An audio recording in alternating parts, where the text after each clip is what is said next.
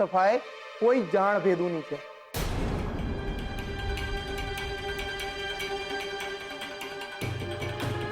કે જેને ખબર હતી કે ઘરમાં 5 લાખ રૂપિયા પડ્યા છે. તમારા કહેવાનો અર્થ એ છે કે ઘરના જ કોઈ વ્યક્તિએ ચોરી કરી હોય? હાય હાય હાય હાય મીરા વહુ, ના ના હું એમ કહું છું, તમારી જીભે કોઈ હાડકું ખરું કે નહીં, કે પછી મનમાં આવે એમ કોઈની પણ ઉપર શંકાના ભાલા ફેંકે રાખો છો? આ બેન કોણ છે? હું ભવાની છું, ભવાની. આ જેના 5 લાખ ગયા ને ઈ મોહનની માં. જુઓ સાહેબ, અમને અમારા પૈસા નથી જોઈતા. તમારે નીકળો. એ પોસિબલ નથી બા. સરકારી ચોપડે FIR લખાયા પછી પૂછપરછ કરવા આવું એ અમારી ડ્યુટી છે. ઈ મારા માથાનો દુખાવો નથ. અને તું કિંજલડી, નાના તમને બધ્યુંને હું મજા આવે છે મારી ઉપરવટ જવામાં? હે,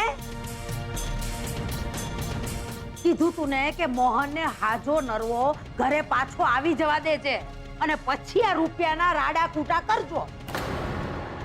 પણ ના, બાપ કરતા પૈસો વધારે વાલો થઈ ગયો ને. પણ મને મારા મોહનનો જીવ વધારે વાલો છે. એટલે ઇન્સ્પેક્ટર સાહેબ, તમે તમારા સવાલોની દુકાનને વધાવો અને અહીંથી સીધાવો. એ પોસિબલ નથી બા. ચૂપ ડબક ડોયા.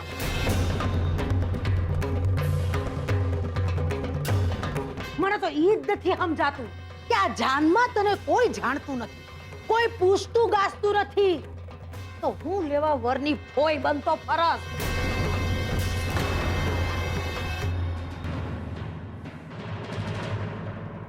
હાલતીનો થઈ જાજે અને ભેળા તારા ભાઈબંધને હો લેતો જા. નહીં તો શું કરશો? બોલો. જોર જોરથી બોલી રહ્યા છો કે મને મારા દીકરાનો જીવ વાલો છે, પણ એવું લાગતું તો નથી. અને આજે મોહન અંકલની જે હાલત થઈ છે એની પાછળ આ 5 લાખની ચોરી અને ચોર જવાબદાર છે. તો શું તમને નથી લાગતું કે ચોર પકડાઈ જવો જોઈએ? બોલો, જવાબ આપો. આમ આડા ચાલીને પોલીસને કોઓપરેટ ના કરી મોહન અંકલનું દુશ્મન કોણ સાબિત થઈ રહ્યું છે? કિંજલ કે પછી તમે? બહુ સારું. તો એક કામ કર, તું તારે સવાલ જવાબ કરી રાખ. મીરાવો, હું જાઉં છું મારા દીકરાનું મોઢું જોવા હોસ્પિટલ. તારે આવવું હોય ને તો હાલ ભેડી.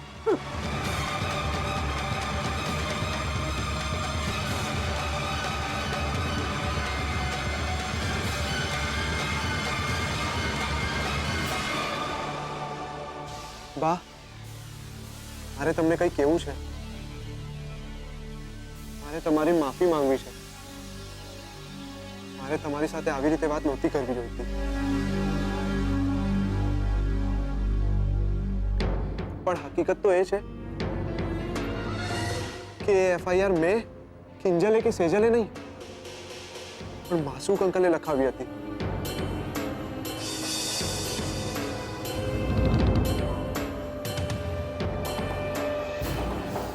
એટલે ઇન્સ્પેક્ટર સાહેબ જે પણ સવાલ પૂછે આપણે એમના જવાબ આપવા જ પડશે. અને જો ન આપ્યા તો એ સરકારી ગુનો કહેવાશે. અને ગુનેગારો સાથે પોલીસ શું કરતી હોય છે એ મારે કહેવાની જરૂર નથી.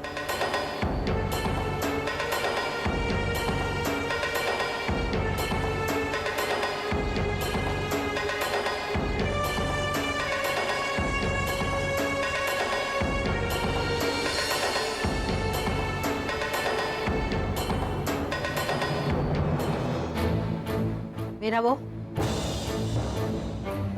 હાલ ભેળી. હા બા.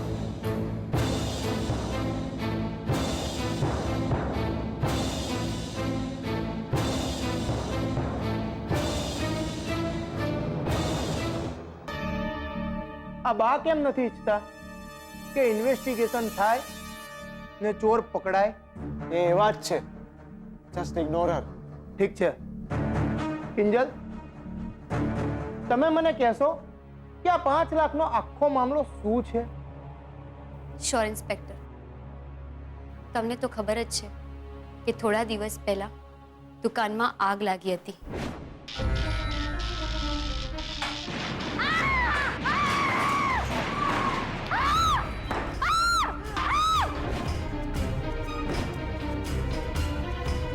સાંભળ્યું છે દુકાનને ખાસું એવું નુકસાન પહોંચ્યું છે. તમે જ જોઈ લો. બાકી ઇન્સ્યોરન્સ તો છે ને? હા, પણ એમાંથી હવે કેટલું પાસ થાય એ તો કોણ જાણે. હવે એ બધું ઇન્સ્યોરન્સ વાળાને આવીને નક્કી કરવા દો. જેટલા પાસ થાય એટલા તો કરો ફોન ઇન્સ્પેક્શન માટે. માણસ આવતો થશે ત્યારે વળતર પાસ થશે ને. પણ તમને શું લાગે છે મોહનભાઈ, ઇન્સ્યોરન્સ કંપનીએ તમને કેટલા ટકાનું વળતર આપવું જોઈએ? તમે જ કોને? મારા હિસાબથી તો 1% બી નહીં. શું? અને જો સાઈડમાં એક્સિડન્ટ થયું ના હોય, કરાવવામાં આવ્યું હોય ને, તો કંપની પાસે પૂરેપૂરો અધિકાર છે ક્લેમ રિજેક્ટ કરવાનો. એટલે આઈ એમ સોરી, પ્લાનિંગ સાથે લગાવવામાં આવેલી આગના રીઝન સાથે હું તો તમારો ક્લેમ રિજેક્ટ કરું છું. આ રાજેશભાઈ કોણ છે? મારા ઓળખીતા છે. દુકાનના રિપેરિંગ માટે મેં એમને જરા વાત કરી હતી તો કહ્યું કે તમને બેંકની લોન અપાવી દઈશ. તો આજે એમણે એક ભાઈને વાત કરી છે, ભાઈ અત્યારે મળવા આવવાના છે દુકાને. તો મને કહી શકો કે દુકાન ફરી પાછી ઊભી કરવી હોય તો કેટલા રૂપિયાની લોન મળી શકે? ત્યારે તાપી નગરમાં જે ભાવ ચાલી રહ્યા છે એ હિસાબે તો તમને 5 લાખ રૂપિયા સુધી તો લોન મળી જ જશે. તમે બસ એટલું કહી દો કે અમારે તમને કયા કયા ડોક્યુમેન્ટ્સ આપવાના રહેશે. બસ આ દુકાનના ઓનરશિપના જે કાગળિયા હોય એ તમે બેંકમાં સબમિટ કરી દો એટલે તમારી લોન પાસ થઈ જશે. સીધી વાત છે, બેંક કઈ સદાવ્રતના ભંડારા પર તો ચાલતી નથી. હવે બેંકે પોતાની સેફર સાઈડ પણ જોવી પડે કે ઈસીનું હું આમંત્રણ સ્વીકારું એની પહેલા મારા મગજમાં 2-4 સવાલો છે. ચિંતા ના કરો મોહનભાઈ, હિસાબ ચોખ્ખો, વ્યવહાર ચોખ્ખો. હવે તમે આંકડો કહી દો કે કેટલા જોઈએ છે. 5 લાખ થઈ જશે. પણ એક વાત કહી દઉં છું મોહન, જે મહાણે ગયેલા લાકડા પાછા ન લવાય એમ તારી બળીને ખાખ થઈ ગયેલી દુકાનને જીવતી કરવા 1 રૂપિયો ઉધાર લીધો છે ને, તો મારા આશીર્વાદ તો ભૂલી જાજે.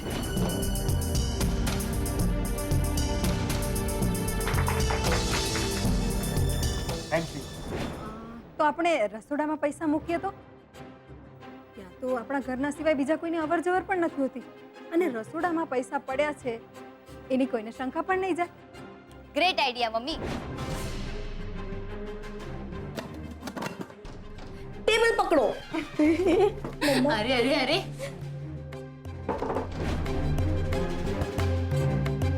પપ્પા પપ્પા શું કહેવા માંગો છો? પપ્પા મને કઈ નથી સમજાતું. પપ્પા ત્યાં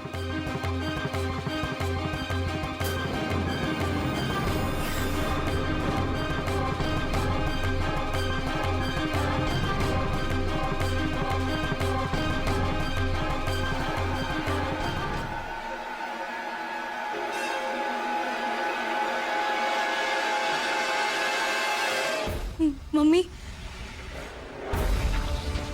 ડબ્બામાંથી 5 લાખ ચોરાઈ ગયા.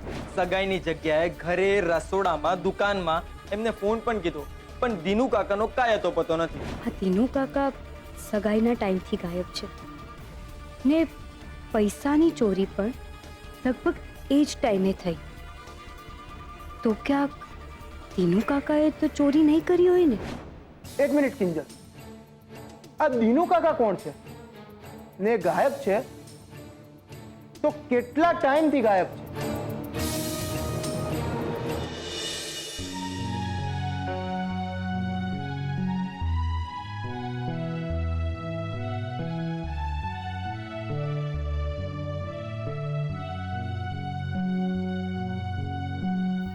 સેજલ રિલેક્સ, ટેન્શન નહીં લે. ડોક્ટર આવતા જ હશે હમણાં રિપોર્ટ્સ લઈને. ડોક્ટર રિપોર્ટ્સ આવ્યા? યસ, રિપોર્ટ્સ આવી ગયા છે અને બધા જ રિપોર્ટ્સ પોઝિટિવ પણ છે.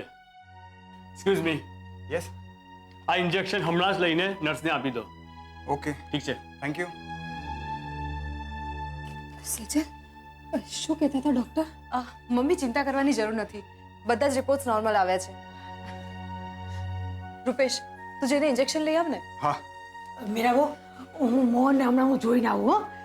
ના ના બા, એમ થોડી તમને આઈસીયુ માં જવા દેતા હશે. અરે એના નો જવા દે, ખાસ બબૂતી મંગાવી છે મોહન હાટું. એકવાર એના કપાળે લગાવીશ ને પછી જોજે હટ લઈને આંખ ખોલી દેશે મારો દીકરો. હું હમણાં આવી. જો ના બા, એમ ન જવાય. બા બા, ક્યાં જાઓ છો તમે? મારા મોહનના કપાળે બબૂતી લગાવવા. સોરી બા, આ બધું અલાઉડ નથી. અરે પણ બેટા, હું એને ક્યાં ખવડાવવાની છું? જરા કપાળે લગાવીને આવતી રહીશ. બા, આઈસીયુ ના નિયમો હોય છે, આ બધું ન ચાલે. અરે મારી દીકરી, નિયમ ગયા તેલ લેવા. જો તમારા લોકોની દવા છે ને એ દવાનું કામ કરે અને મારી બબૂતી ચમત્કારનું કામ કરશે બેટા. તો મને જરા કમથી લગાવવા દે ને. બા, એ પડીકી મને આપો. મારી નોકરીનો સવાલ છે બા, મને પડીકી આપો.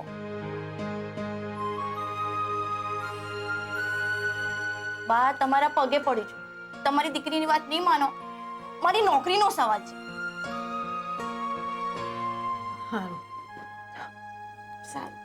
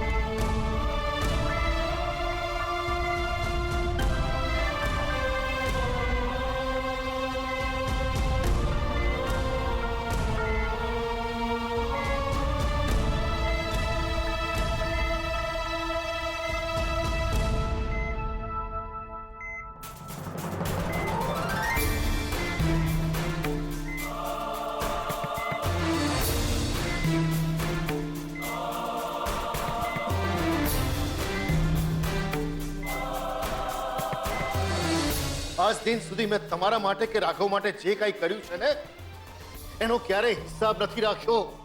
અરે કોઈ ગણતરી નથી કરી એની મેં. ખબર છે કેમ? કારણ કે મારા મનમાં ઊંડે ઊંડે એમ હતું કે બા ભલે ન બોલતા હોય પણ એ બરાબર જાણી ગયા છે કે ચા ઉકાળવા માટે ચૂલામાં જો લાકડા ઓછા પડે ને તો આ મોહન પોતાના સપનાઓની આહુતિ આપીને પણ આ ચૂલો જાગતો રાખશે.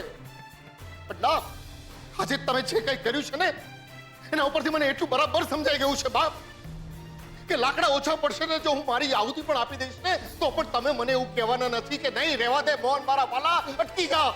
નહીં બાપ, એટલે જ આજે હું બોલીશ, કમૈયા નહીં કરું હું. સાચું કહેતો તો મોહન તું. આજે તારી માતાને કોઈ કાળે ખમૈયા કરવાનું કહેવાની નથી.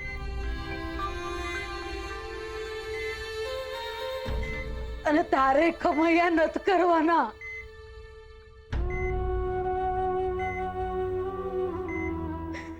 આમળસ ને નથી કરવાના ખમૈયા.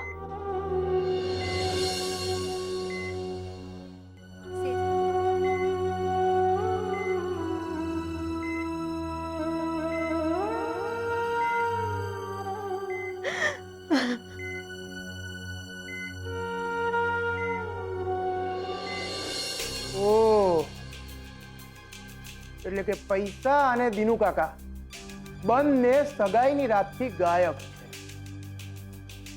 જી. ને આ પૈસાની વાત દિનુ કાકા જાણતા હતા? હા. તો પછી પૈસા જોયા બાદ તમને દિનુ કાકાના વર્તનમાં કઈ ફરક દેખાતો હતો?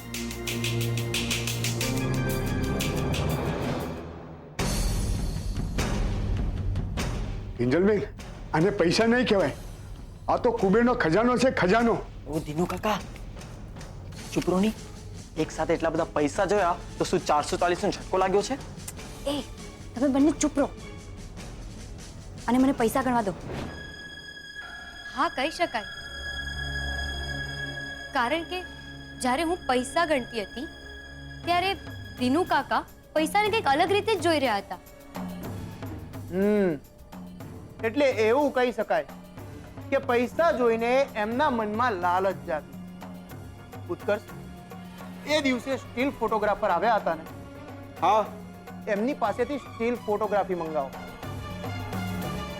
ઘણી વખત આવા ફોટોગ્રાફમાં આખી ઘટના એટલે કે ચોર, ચોરી બધું જ છતું થઈ જતું હોય. કિંજલ, પછી દિનુ કાકાએ શું કર્યું? કંઈ નહીં. ત્યારે તો અમે લોકો સગાઈના કામમાં બિઝી થઈ ગયા. પણ હા, સેજલે મને કહ્યું કે સગાઈ દરમિયાન ગુલાબ દિનુ કાકાને શોધવા ઘરમાં આવેલો. ને હા, આજે સવારે જ્યારે હું ટી સ્ટોલ પર આવી ત્યારે પણ ગુલાબ દિનુ કાકાને શોધતો હતો. એક મિનિટ, આ ગુલાબ કોણ છે? અમારા ટી સ્ટોલમાં કામ કરે છે. એકદમ સીધો, નેટ મહેનતુ છોકરો. એ તો મળીએ એટલે ખબર પડે કે ગુલાબ કેટલો કાંટાળો છે.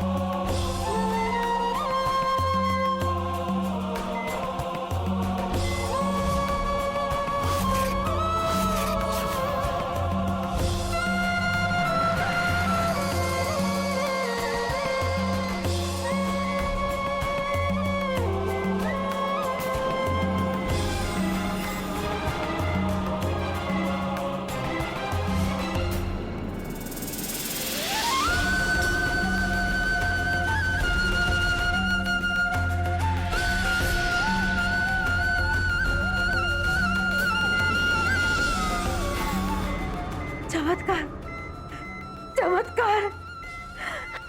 ડોક્ટર સાહેબ, ચમત્કાર થઈ ગયો, જુઓ.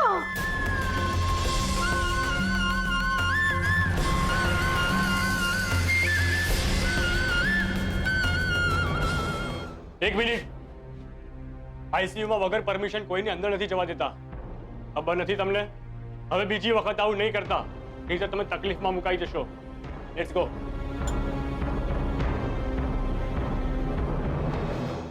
મોહન, એક મિનિટ.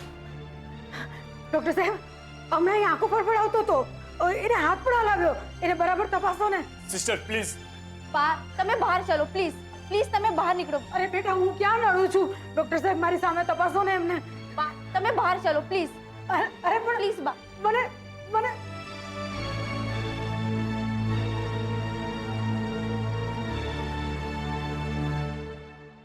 અરે મારો દીકરો હવે આજો નરોથી દોડતો થઈ જશે. મીરા બહુ, મેં કીધું તું ને કે દવા દેવાનું કામ કરશે. મારી પ્રાર્થના ભગવાન સાંભળી ને. મોહન, આમાં આંખો પણ પડાવી બેટા. હાથ લાવ્યો મીરા બહુ. એ સંતોષી માં મારી લાજ રાખે. મારા દીકરાને જલ્દી હાજો કરી દે.